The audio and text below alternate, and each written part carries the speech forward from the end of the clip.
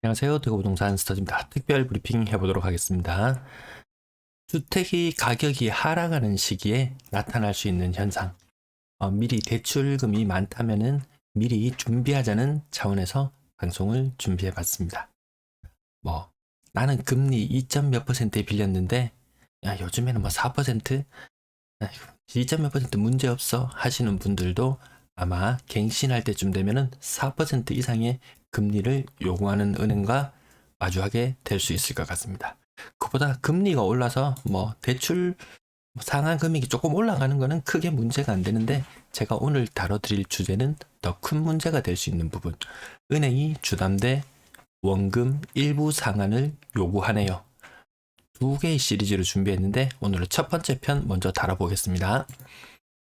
2012년 뉴스예요. 대구는 그래도 어느 정도 조금 숨통이 트일 무렵이었는데 수도권 쪽은 한창 하락이 진행되던 그 무렵의 뉴스입니다.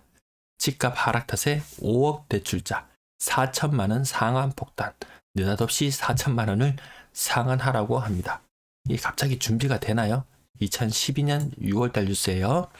은행은 주택대출 일부 원금 갚아야 만기를 연장해준다고 합니다. 완전 진퇴양난에 빠지는 그런 상황입니다.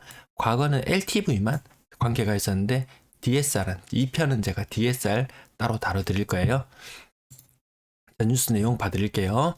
2009년 인천 송도에서 대출금 5억을 끼고 9억짜리 주택을 마련했다. 자, 다음 달 대출금 만기를 앞두고 있어서 은행에서 안내장, 친절하게 안내장, 막 은행에서 우편물 날라오거나 이러면 깜짝깜짝 놀랄 수 있습니다. 나씨가 구입한 아파트 값이 7억으로 떨어졌다. 집값 대비 대출금의 비율인 담보인정비율 LTV, Loan to Value, 집 가치 대비 인정 비율이 60% 기준. 지금도 조정지역 60%인 곳이 많죠. 사람에 따라서 70%는 될 수도 있겠지만 거의 60% 기준으로 같이 보겠습니다. 처음 집을 구입할 당시에는 대출금 5억을 꼈어도 LTV 55%에 불과했어요. 근데 집값이 급락하면서 집값이 얼마에서 얼마로 바뀌었다고 했죠? 9억에서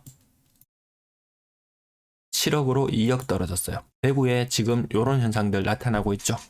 6억대에 거래되는 것이 4억에 거래가 되기도 하고 10억에 거래되는 것이 7억 후반 8억에 거래되기도 하고 2억 정도 바로 대구에서 지금 나타나고 있는 현상이기 때문에 제가 과거 뉴스를 가지고 왔어요. LTV 71.4%로 느닷없이 높아졌어요. 그래서 은행에서는 초과 금액의 절반인 4천만 원을 우선 상환해야지 만기를 연장해 준다고 합니다. 4천만 원 상환 안 하면 만기 연장 안 해주겠다는 말이죠. 일시로 다 갚아야 되는 그런 상황이 생길 수 있는 거죠. 집값이 떨어진 것도 속상해 죽겠는데, 억울해 죽겠는데 원금 일부까지 갚아야 하니까 밤잠을 설친다는 내용이었습니다. 그러면 대책은 무엇이냐? 저축은행, 새마을금고 등에 가면은 LTV 비율이 조금 더 높을 수 있나요? 그런 곳에 가서 돈을 융통해야 되는데 이자 부담이 커지는 게 걱정이다. 시중은행은 LTV 평균을 60% 수준으로 유지하고 있는데 집값이 하락하면서 가격 하락세에 따라서 LTV가 70에서 80%까지 이르는 경우가 왕왕 생기고 있다. 대출 부실 위험이 커진 은행들은 자기가 사는 게 우선이에요. 그래서 연장을 해주면서 5에서 20%씩 원금 상환을 요구를 하고 있다. 대출자의 형편에 따라 만기 연장 시 원금의 10%를 상환하도록 하거나 분할 상환 대출로 유도하고 있다. 지금은 이미 분할 상환 대출이기 때문에 거의 지금인 혹시라도 이런 집값 하락 현상이 일어난다면 원금 일부를 상환하라는 압박이 들어올 수도 있을 것 같습니다. 원금 상환 요청 비중이 10% 수준이었다면 현재는 15에서 20% 수준까지 늘어났다. 신한은행 관계자입니다. 은행 관계자. 일부 담보 부족이 발생하는 경우 부족분을 신용대출로 바꿔준다. 신용대출. 비금융권 안 가려면 신용대출 가야 됩니다. 그래서 금리가 4에서 5%의 주담대 금리였다면 7에서 8%로 고금리다. 이 정도면 중금리죠. 이렇게 다급해서 이금융권으로 가게 되면 중금리가 아니고 고금리 10% 이상 10%, 15% 이런 금리 마주칠 수 있습니다. 은행들은 리스크 관리를 위해서 어쩔 수 없다라고 이야기합니다. 맑은 날 우산을 빌려주고 비 오는 날 우산을 뺏는 은행의 행태. 여기에서 여실히 드러나네요. 수도권 외곽의 원금 상환 요청 몰려. 수도권 외곽 지역에 2, 3년 전보다 집값이 20에서 30%씩 떨어지는 아파트가 수두룩하다. 그러면 부자들이 저거 주우면 되지 않느냐. 과거에는 좀 규제가 덜해서 그나마 주울 수 있었어요. 지금은 20% 떨어졌다? 그러면 뭐예요? 1주택자, 2주택자가 되는 사람 혹은 3주택자가 될 사람은 세금을, 취득세를 10% 이상 더 부담해야 되기 때문에 20, 30% 떨어졌지만 10%, 20%밖에 안 떨어지는 효과가 나타나는 거죠. 다주택자들 같은 경우에는. 그래서 구매의 메리트가 별로 그렇게 있지 않아 보인다. 남들보다 10%나 당장에 더 주고 사야 되는 그런 입장이니까요. 이때 2008년 초에 비해 거의 20% 가까이. 지금 2012년 뉴스잖아요. 3에서 4년 동안 집값 하락 현상이 일어났어요. 그 이후까지 하락 기간은 더 길었어요. 지금 대구 3석 달째, 3달째 주간 실거래 지수 하락 나타나고 있는데 3, 4년은 각오해야 된다면 이거 상당한 부담일 수 있잖아요. 그래서 아주 장기간에 걸쳐서 10% 이상의 하락률을 기록했다. 어떤 특정한 지역은 집값이 3, 4%, 3, 40% 떨어지는 곳들도 있어서 집주인들이 담보대출 연장을 못하는 고민하는 사례가 적지 않았다고 전했다. 자, 뉴스 마지막 페이지입니다. 김포 감정동. 이때 집값도 싸긴 쌌어요. 85제곱미터. 2억 3천만 원. 4년 전보다 1억이 빠졌다. 3억 3천이 2억 3천이 되었다.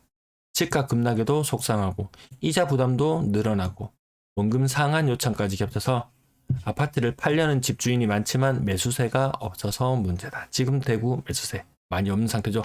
뭔가 좀 상황이 좀 비슷하게 돌아가고 있죠. 자, 이제 최근의 사례로 적용시켜 봅니다. 5억에 분양받은 집이 6억이 되었어요.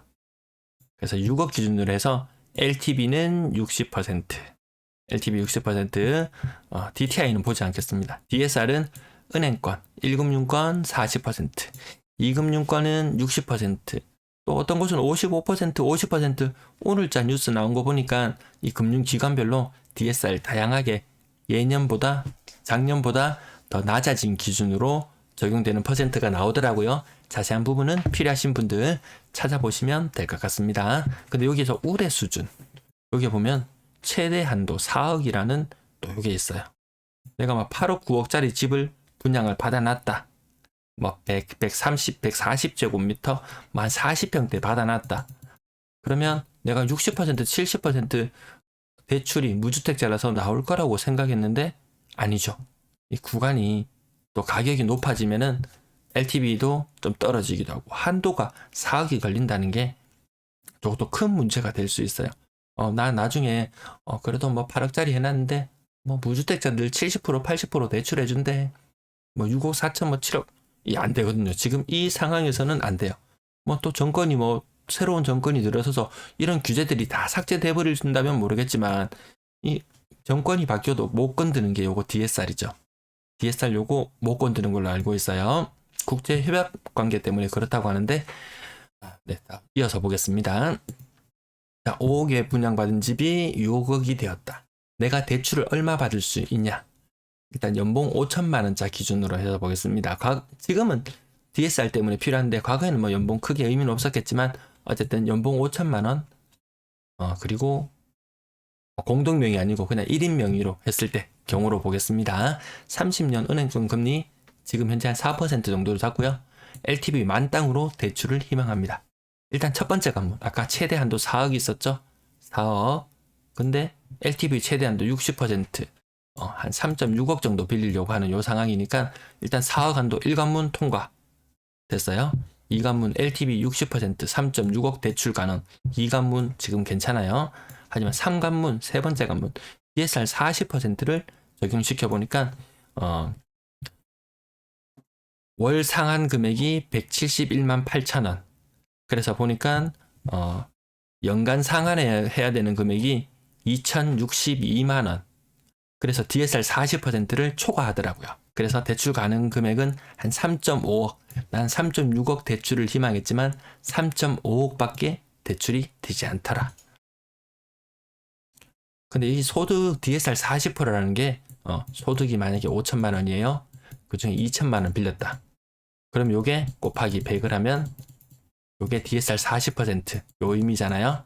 근데 실질적으로 5천만 원 받는 사람 실수령액 이것저것 다 공제하고 나면 한 4천만 원 정도 받을 거예요.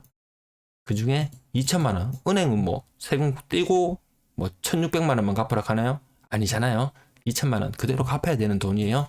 요거 100 해보면은 실제로 내가 벌어들이는 연간 수익의 절반은 빚을 갚는데 써야 된다. 이렇게 계산해야 되는 부분이 있어요. 제가 요거 항상 요 부분에 대해서 세전인지 세후인지 요런 부분에 대해서 항상 고민을 많이 해보는 편인데 요 금융연구원에서 세후소득 기준 DSR 산출 필요 이렇게 나왔어요. 아마 추후에 이 기준까지 적용이 된다면 대출 가능 금액은 더 줄어들 수도 있을 것 같습니다. 일본에서도 집을 구매할 때 뭐 저렇게 대출 기준을 적용할 때 세후소득인지 세전소득인지 이것 가지고 논의가 많이 있었다고 하더라고요. 자, 근데 지금 최근에 일어나는 사례입니다. 요 과거 기준이라고 제가 써둔 부분은 DSR을 배제한 겁니다. DSR을 배제한 기준에서 보겠습니다. 6억 집이 5억이 되었어요. 그러면 아까 똑같은 조건으로 대출해서 3.5억을 대출을 실행해 놓은 상태예요. 그러면 처음 빌릴 때는 LTV 60% 정도 수준으로 빌렸지만 집값이 1억이 하락하면서 LTV가 70%로 상승하는 마법이 이루어집니다. 그러면 은행에서는 대출 금액의 60%, LTV 60%를 초과하는 부분이 10%가 초과하게 되죠. 10% 초과하는 금액에 3,500만 원을 상한 압박합니다. 하지만 은행은 아까도 봐줬어요. 과거 사례에 보면 이 초과 금액의 절반만큼을 갚아라. 그러면 그 중에서 한 1,800만 원 정도 먼저 갚으세요 라고 요구할 수 있겠죠. 아, 나 죽어도 못 갚겠어요. 돈 없어서 안 돼요 하면은 이 4%에 빌린 이 돈을 갑자기 느닷없이 한 8%, 9% 되는 이 중금리 신용대출로 갈아타라고 요구를 하게 될 것 같습니다. 그래서 연끌로 집을 사신 분들 아마 고통의 시간이 있지 싶은데 그래도 내 집을 빼앗기지 않고 지켜내려면은 좀 소비를 줄이시고 어느 정도 미래에 있는 위험에 대비해서 좀 여유 자금을 최대한 모아놓는 것도 하나의 방법이 될 수 있을 것 같습니다. 집값이 오르기만 할 때는 이런 문제 하나도 없었어요. 오히려 LTV가 시간이 가면 갈수록 점점 떨어져서 추가로 더 대출을 해서 쓸 수 있는 그런 상황이었지만 또 이 반대의 경우도 항상 염두에 둬야 됩니다. 어떤 분이 저보고 뭐 부정적이라고 하는데 저는 엄청 긍정적이에요. 이 바퀴벌레 마냥 이 어떤 위기가 닥쳐와도 LTV가 70%, 80%가 되어도 살아남을 수 있는 비책을 항상 연구해 둡니다. 물론 그 과정이 조금 저한테는 좀 스트레스로 다가오기도 하지만 유비무환이라고 미리 준비해서 나쁠 건 없잖아요. 한번 닥쳤을 때 부정적인 사람들 그때 진면목이 나타납니다. 이 돈 못 갚아서 과거에 일본에서도 뭐 아파트에서 뛰어내리고 뭐 한강에서 뛰어내리고 뭐 이런 사례들이 너무나 많아왔잖아요. 뭐 사채업자한테 빚독 쪽에 쪼달리고 이런 경우 너무 많았잖아요. 그런 사람들 한순간에 부정적이게 되면은 그렇게 바뀔 수 있어요. 저는 늘 긍정적으로 최악의 경우를 대비해 두고 생각하기 때문에 그렇게 저한테 부정적인 상황 저한테 생기지는 않는 것 같더라고요. 자, 여기 지금 제가 오늘 2분의 1로 보여드렸는데 여기 아랫부분이 제가 두 번째 시리즈로 알려드리려고 하는 거예요. 금리 4%였다.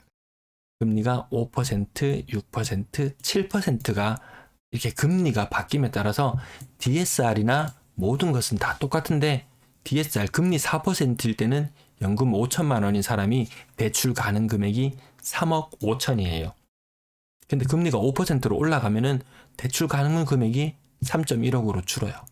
혹시라도 금리가 7%까지 올라가는 최악의 상황이라면 금리가 2.55까지 요거 금리가 3% 변하는 동안 대출 가능 금액이 마이너스 1억이 돼요.